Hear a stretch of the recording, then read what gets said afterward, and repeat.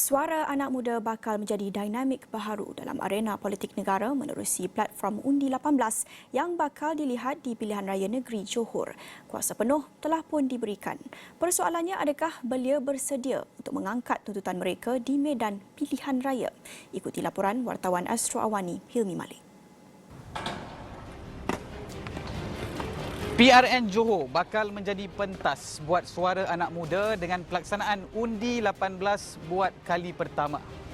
Peluang untuk golongan belia terlibat secara langsung dalam proses demokrasi.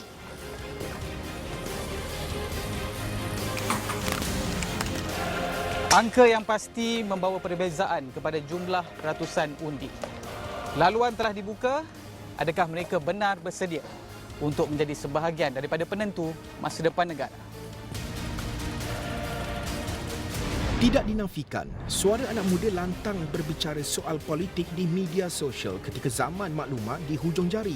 Kesedaran mengenai fahaman politik itu ada, tidak kurang juga yang muncul dengan kritikan pedas. Namun itu yang kelihatan di ruang cyber. Adakah ia bakal diterjemah dalam bentuk undi? Atau mereka hanya ingin kekal sebagai keyboard warrior? Kalau kita lihat pertambahan dalam aspek pengundi muda di Johor sehingga mencecah 700,000, yang paling kita risaukan adalah pertambahan ini tidak signifikan dan tidak diterjemah dalam undi. Mereka mengambil sikap untuk tidak mengundi kerana berpendapat bahawa politik ini tidak guna untuk mereka, tidak ada satu kebaikan pun. Dan ini yang menggusarkan, ya, kerana kalau mereka tidak mengundi, peruntusan undi tidak menjadi rendah. Jadi kita tidak boleh buat culaan dan bacaan tentang berbagai aspek lah, terutamanya dari perspektif penglibatan politik dan juga terjemahan dia dalam konteks pendemokrasian. Ujarnya lagi, Undi 18 tidak cukup sekadar di peringkat pelaksanaan. Promosi dan kesedaran masih dianggap lambat sejak ia mula diluluskan. Kemarahan anak muda tiada gunanya jika ia hanya kelihatan rancak di media sosial. Mengambil sikap berkecuali bukan langkah yang tepat. Sebaliknya, proses pilihan raya adalah platform untuk memperoleh hak mereka.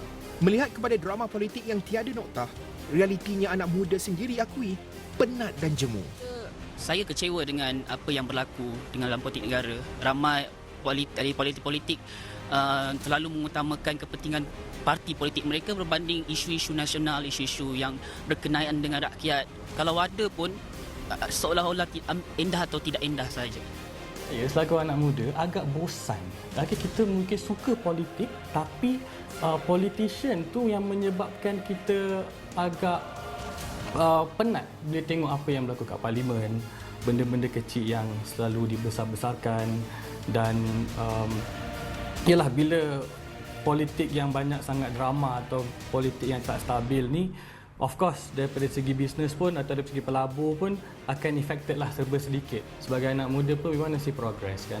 Kita pun sikit-sikit tu boleh lah, tapi kalau everyday kalau buka Facebook tu, buka Instagram ke apa, ada je benda yang nak dipolitikkan. PRN Johor bakal menilai sejauh mana suara muda diangkat. Tawaran politik terhadap golongan belia bakal menjadi penanda aras buat anak muda membuat pilihan. Social media menjadi tempat anak-anak muda untuk bersuara.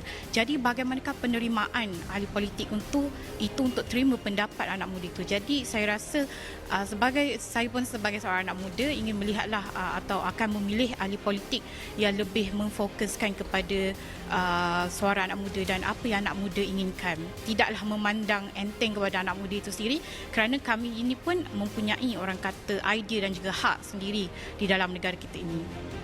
Kita sebagai belia, kita tak kenal directly dengan ahli-ahli politik tersebut. Jadi yang kita mampu nilai adalah apa yang mereka tawarkan kepada kita. Jadi apa yang mereka tawarkan adalah manifesto-manifesto yang mereka janjikan.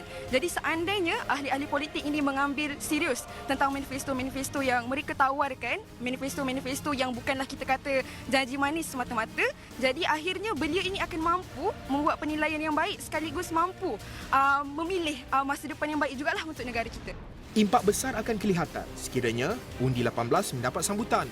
Menurut pengasas bersama Undi 18 Tarma Pilih, wujudan platform itu membuatkan caturan politik bertambah sengit.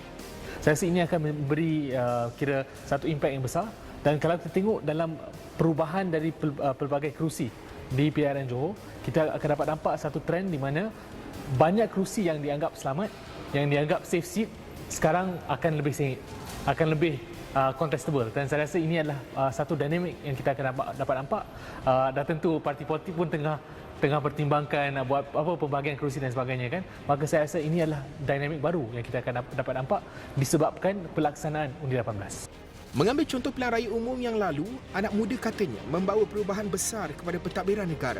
Selain itu tegasnya, sistem demokrasi perlu diperbaiki bagi mewujudkan keyakinan terhadap anak muda. PRN Johor bakal menyaksikan sejumlah 750,000 pengundi baru atau bersamaan 3% menerusi sistem pilihan raya di negeri itu. Laporan Hilmi Malik, Astro Awan.